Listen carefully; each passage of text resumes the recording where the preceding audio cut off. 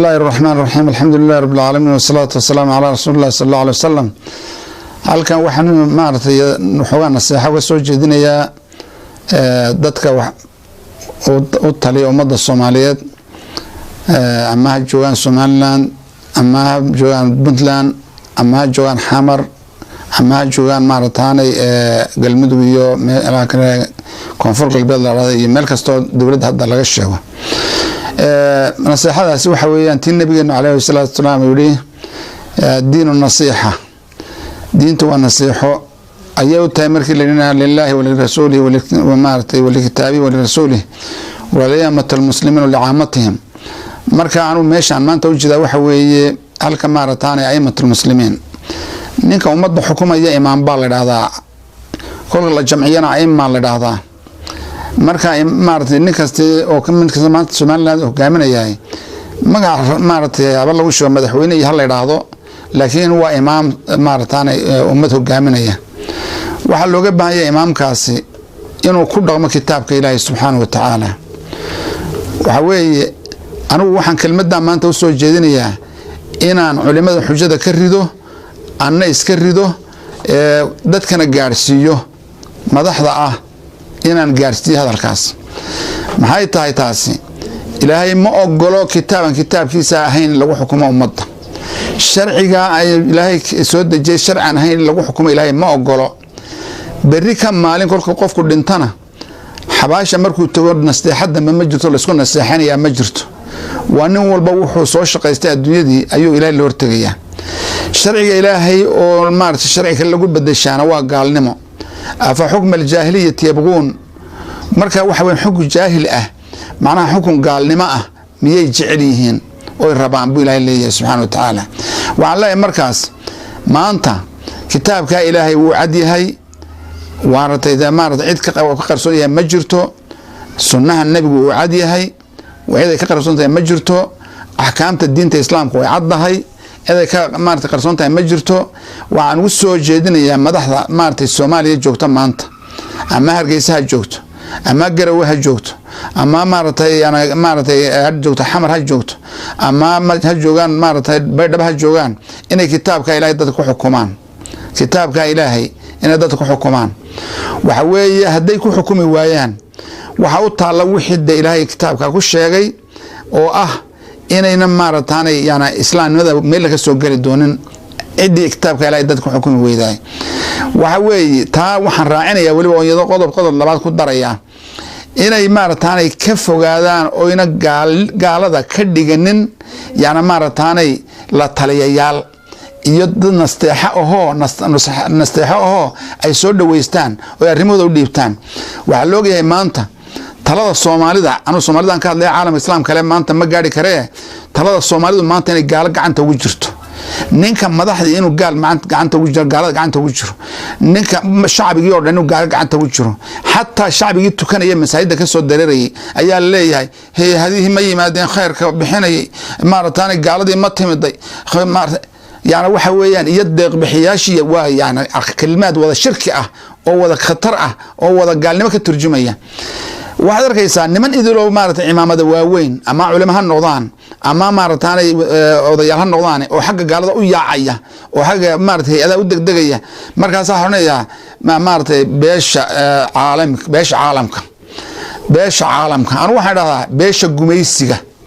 beesha gumaysiga xalane xamar baan u jeedinayaa nimanka xamar joogay xalana goormay xoroobi xalana annaga dhisnay 47kii habeen iyo maalin baa nagu shaqayn jiray wax alla wax maartay xalna ka dhisan oo dhan waa sanadkii 47kii baan dhisnay oo kolkana aan ka baxnay secondariyada waxaan shaqayn jirnay min subaxii ilaa duurkii marka hadana qadayno ayaa nagu celin jiray markaasaan ilaa maghribka shaqayn jirnay waan yara cashayn jirnay ilaa kowda habeen ma shaqayn jirnay waxaan seexan jirnay kowda habeenimo iyo labada habeenimo iyo saddexda habeenimo saddexna la toosin jiray waa barigan kala garay waa majahnamaan jooga masaa'ifkii baan joogaa wixii maanta ayaa gaalo diyaa loo gooyay dhulkii oo dhan dhulkii inta la dalooliyo badda lagu dalooliyay ayaa halka maraakiibta laga galayaa waxa meesha ka dhacay waxyaabo khatar ah oo fara badan weeyaa ka dhaca yaa og in dad lagu qalo oo beerka lagala baxo oo wadnaha lagala baxo oo kaliyaha lagala baxo oo laga bacmashtareeyo nin baaban maalin ka maqlayay dawladda ku eedeynayay hangarada maartay inta dalka dhalinyarta waa la dhoofinaya in la qasho oo maartay isbeer baar laga dhigo ayaaban ka maqlayay waa in la hubsada meesha maadaama aanan maanta madaxweynaha farmaajo gali karin oo xasan cali khayr gali karin oo nin Soomaali oo wasiir gali karin maxaa lagu hayaa goormay soo xoroobay ummadda soo noqoni xalane waa su'aal marka waxaan leeyahay dadka gaaleed ka dhigaysaan ilaahay wuxuu leeyahay yaa ayyuhalladina aamanu la tattakhiduu bitanatan min dunikum la ya'lunukum khabalan waddu ma anitum qad badat albaghda'u min afwahihim wama tukhfi sudurum akbar qad bayyana lakum alayati in kuntum ta'qilun yani haka ayelina kuwa had ka dhigataan oo hoosto oo sirtiina aad siisaan oo xafiisyada idin fadhiya oo idla taliyaha ka dhignay gaalada waayo ويدن نعبيهن waxay qulubta idinku qarnayaan ayaa ka daran waxay afka ka leeyihiin marka afkooda ayay ka soo tulduulaysaa balaayadu iyo musiibooyinku oo ay ka soo dulduulaysaa xumaantu waxay qulubta idinku qarnayaanna way ka sii badan tahay waa idinkaasoo waa jeceshiin gaalada buu Ilaahay leeyahay iyaguna idin ma jeclo farahay idin qaninayaan caro ima Soomaaliya ciidamada gaal kasta oo nooc kasta lama rabo Soomaaliya nooc kasta haatee inuu khayr gaadho wala Somaliland wala Djibouti wala maxaydaanay xamar wala qaybo kale midna lama rabo khayr waxayna la rabaa waxa weeyaan ninka Turkiga inoo soo guray islaamnimo inoo soo gurmaday ee islaamnimo noocaawinaya weeye bal Afrikaanka madmadow fiirsada